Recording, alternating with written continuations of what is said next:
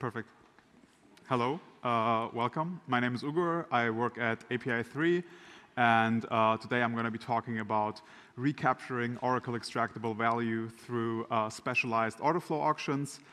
Sounds like a very complicated topic, but it truly isn't. I've tried to break it down into, let's say, technically understandable parts as much as possible.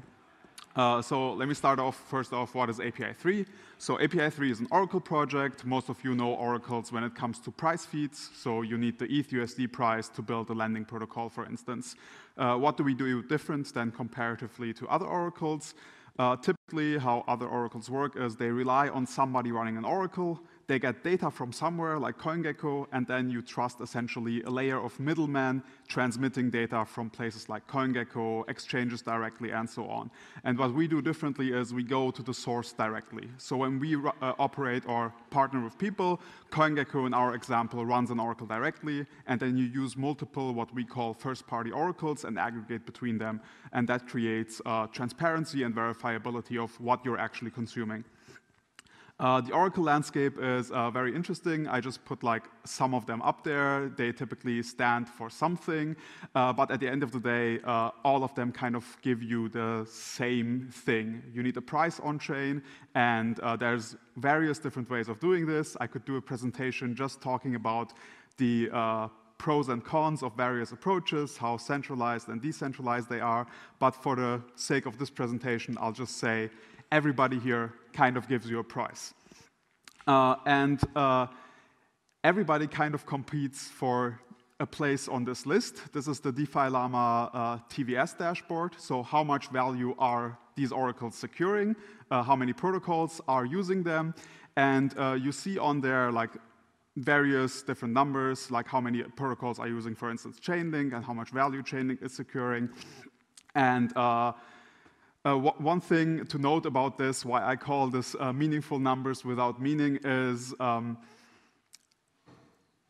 take API3 as an example. 6 months ago, when we launched our decentralized feeds, we were securing 10 million. Right now, we are up to 400 and probably reaching billions very soon. What do you guys think our revenue made in the last 6 months, from 10 million to now 400? Any estimates? You? Yeah. Basically, no oracle on this list, they could all 5x how much they're securing. They're making zero money. So what is the meta if you're providing prices, but you make actually no money doing so? And the current oracle meta is literally you climb up the corporate ladder, which is the DeFi Llama TVS dashboard. A lot of times you often see projects quite literally bribing people with tokens to achieve integrations. Then you heavily market how much you're securing. Look, so many people are using us, we're securing billions. The fact at this point that you bribed people to use you or that you're generating zero money actually does not matter at all. And then step 3 is you sell your token. Like that is the game plan of every oracle. Which leads me to like kind of a summary of the current oracle space. So nobody makes money, everybody dumps on you. From a dApp perspective, especially during bull markets, they see no difference. I purposefully did not go into centralization or decentralization because in bull markets, people just want price. They care absolutely zero about security implications. And because of that, a lot of oracles simply have no competitive edge. And business development is literally promising people tokens to integrate. Obviously, this is a game that we don't want to play. We don't want to build our business on top of token dumps. So if everybody does prices, what else can you do to essentially generate a competitive edge? And we spent the last year looking into Oracle Extractable Value. Oracle Extractable Value is a subset of MEV. So similar how your transactions on-chain can create MEV, for instance, you can get sandwiched on Uniswap, protocols utilizing oracles, Oracle transactions, or if no Oracle transactions happen, can generate MEV on a specific protocol. I'll give you a very simple example that is super easy to understand. GMX, I hope everyone knows GMX here. It's a derivatives platform, so you can go 50x long. What makes GMX special is they don't have an order book like centralized exchanges. what they do is you take that trade on the basis of an Oracle price. So effectively, if ETH is 3,000 now, you can go 50x long with 500K directly at that price. There's no slippage, nothing. So what that creates is a very big problem, because when an Oracle updates, the Oracle determines when your position is in profit or not. Like, let's say the price goes up to 3,050, so roughly 1.66%, and you're 50x long. That's almost 80% profit. But the problem with it being reliant on oracles is you see the Oracle transaction in the mempool. So what you can very easily do, and what happened with GMX, as you can see on the chain side tweet on the right side, you wait, you see the price update coming from 3,000 to 3,050, you go 50x long before the Oracle update and close directly after. And you're always in profit. And there's nothing GMX can do to stop you from this, because you just read, you place your first trade before the Oracle, the second trade after the Oracle, close. This has been going on for 40 days, late 2020 on GMX. And bots were able to extract 10% of all GMX profits across those days, which amounted to like $250,000. Obviously, now you're saying $250,000 over 40 days. That doesn't seem like quite a lot. But actually, the industry is quite significant. If you look at protocols like Aave, Compound, or Venus, over the last 4 years, each of them has lost over 100 million each to OEV. And now the question would be, how so? Lending protocols rely on oracles to determine essentially what collateral is worth. Let's say you deposit some ETH and take a loan against that. At some point, your collateral, because ETH is dropping, might not be worth sufficient, so your health factor drops below 1. That is kind of the magic number or the definition in lending protocols, and at that point, your position becomes liquidable. In order to essentially make sure that these positions also get liquidated, these protocols typically give out a bonus of 5 to 10% of your collateral to anyone willing to liquidate you. And that is effectively these hundreds of millions that Aave and others are losing. And we're saying losing because essentially users are being overcharged in order to incentivize timely liquidations. Just to give you the proper flow of how a liquidation on a lending protocol would happen. So the first thing that happens is an Oracle updates. That determines if your health factor is above or below 1. If it is below 1, now a bunch of searchers essentially see, oh, there's a position that I can liquidate and make these 5 to 10% off. And if we're talking like $1 million position, those 5 to 10% can be 50,000 to 100,000 of potential profit for you just for liquidating that position. But because it is so easy, typically a lot of people are looking out for that. So there's competition on the block space level in order to be allowed to liquidate you. So people essentially bribe block builders in order to be allowed to be the first to liquidate you. And what then happens is that one searcher wins, they get the profits of the liquidation and pay the validator the bribe. Any guesses here how much that bribe amounts to? Just raise your hands and say any number that you want. Let's say 10%? 95%. 95%? Any other guesses? Okay. 95 was pretty close.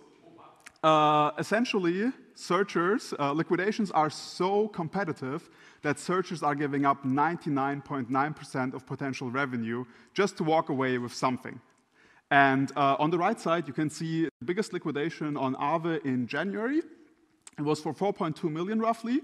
At the revenue section, you see how much Aave offered for that liquidation as a bonus, basically. So 141,477.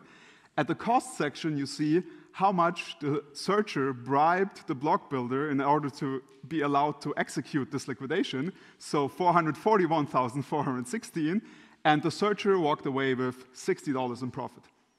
So we've established, even if Aave is giving you 141,000, you end up giving away 99.9% of it, and all goes to the block builder.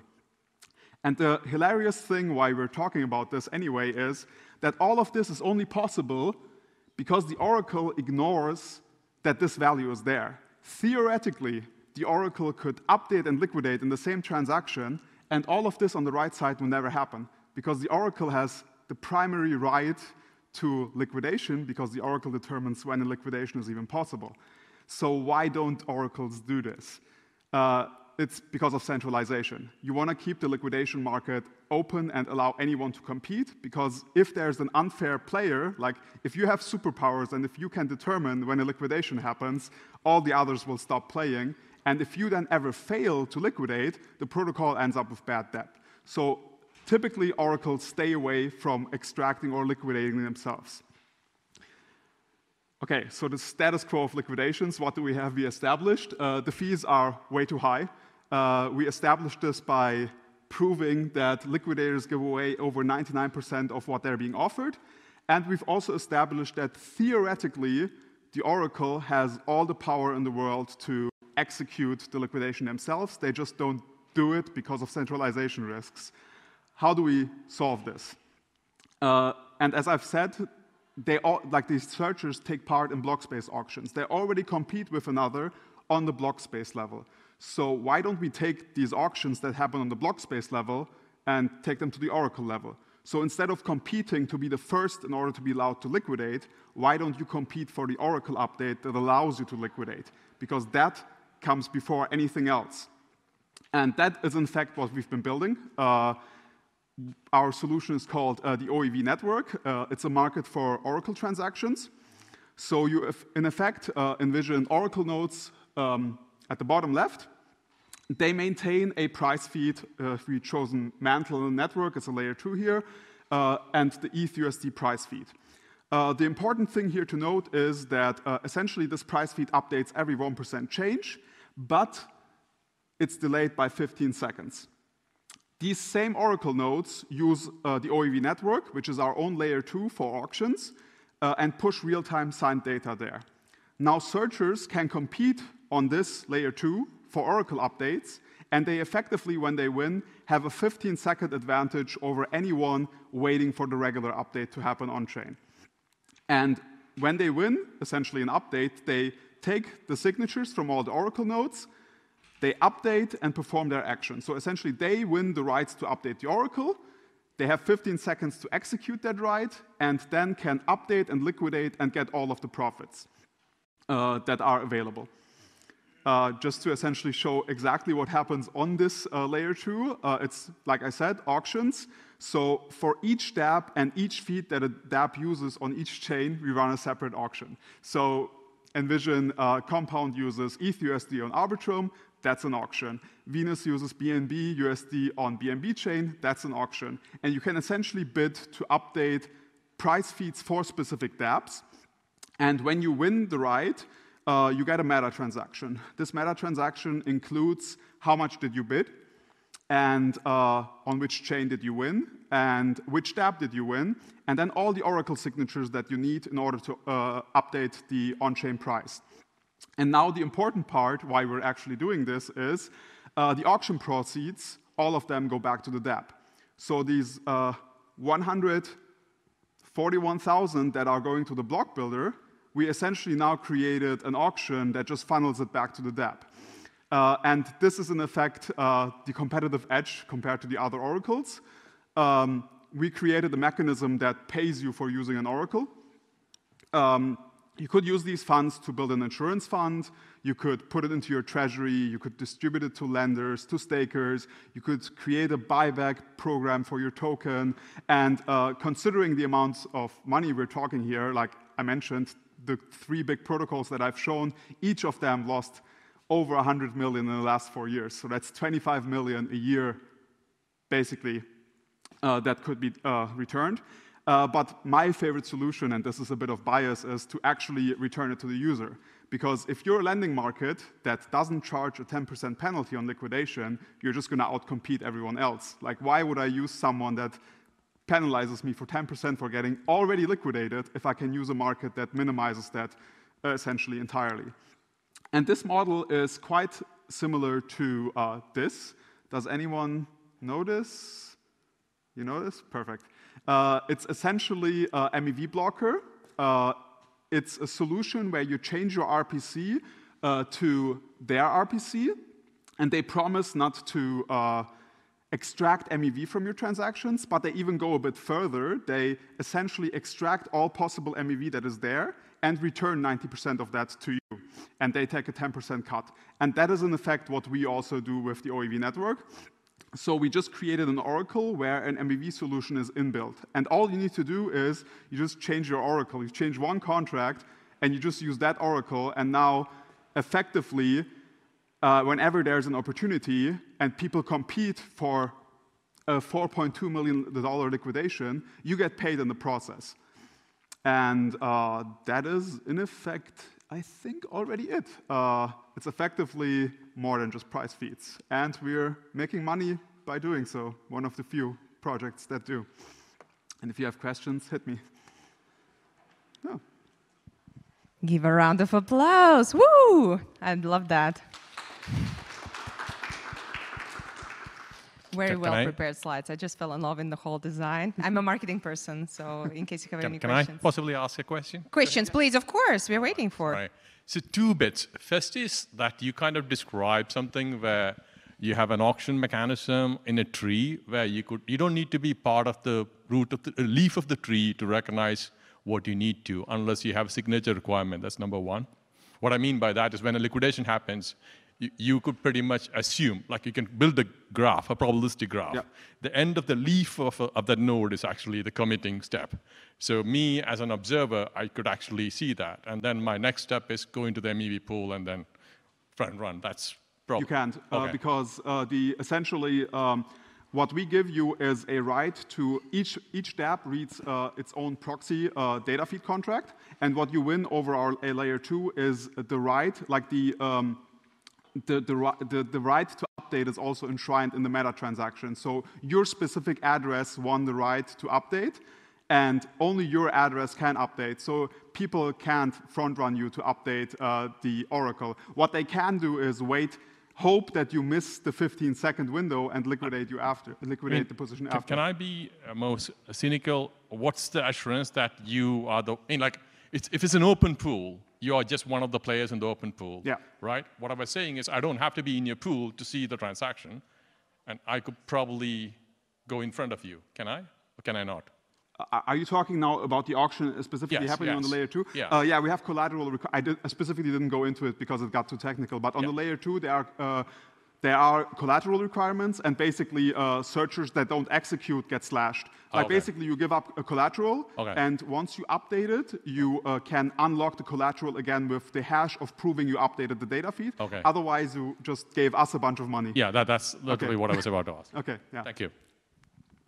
Wow, thank you so much. More questions, please. We have some 5 minutes for the questions. Otherwise, I will ask a question. Perfect. Thank you. How do you run auctions on the layer 2? Are they open bid auction or commit and reveal auctions? It's a sealed bid, essentially.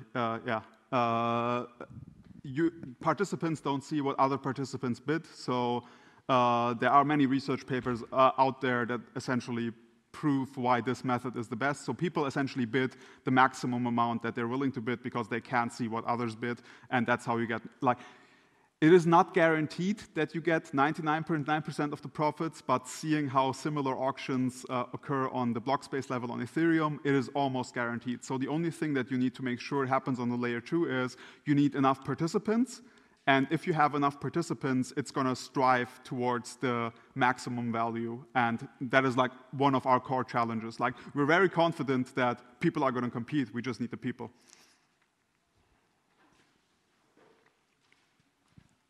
One more question. We see it's coming.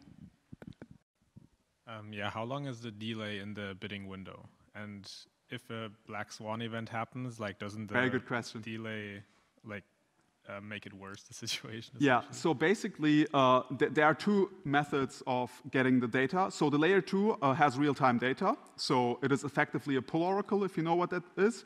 And the base feed on the network already is delayed by 15 seconds. So when you get data from the network, there are essentially 2 conditions how you win.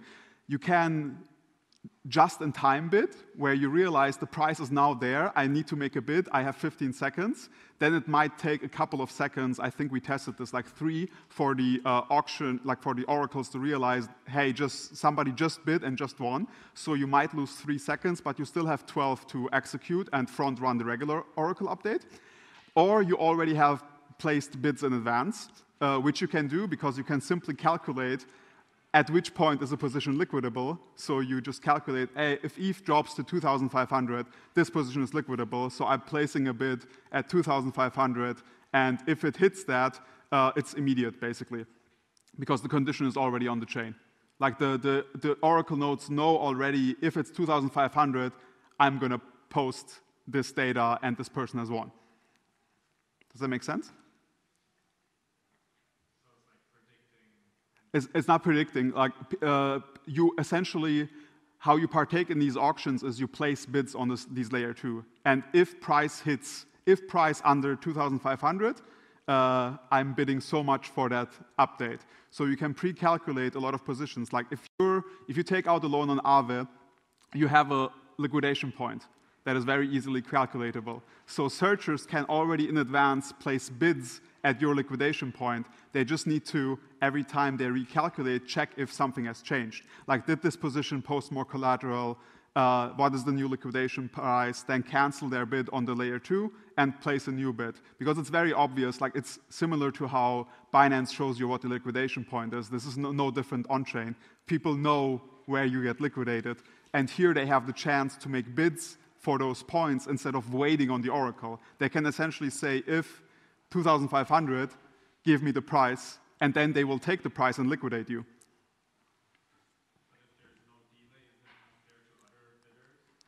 There is, once somebody has won, there is essentially a 15-second block on that auction.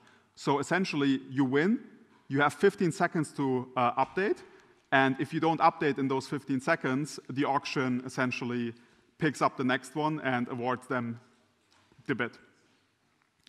There is more than enough time to win. We checked this with searchers. Nice. Right. It's all about timing, execution, users. Last question. How many users you would like to get within the next 3-6 months so you can say, wow, that's a success? How many? I think our goal is to reach like, it sounds stupid because I kind of trashed this TVS dashboard of DeFi Llama before, but we created an environment where that number actually matters. The more you secure, the more potential liquidations, the more potential money you return to the dApp, the more potential money you make, because we essentially, for every dollar we make, we returned $9 to the dApp, essentially. So our goal is to have as many integrations as possible, which is kind of getting easier when you're offering people basically free money that others don't. So 100,000, 1 million? What? How many users? 100,000, 1 million? No. Like 10 million? We're talking about specific protocols. So like it's going to probably be like 50 to 100. So we're talking about protocols, not specifically users. Yeah. Cool. All right. Thank you. Thank you. Let's give a round of applause. Impressive.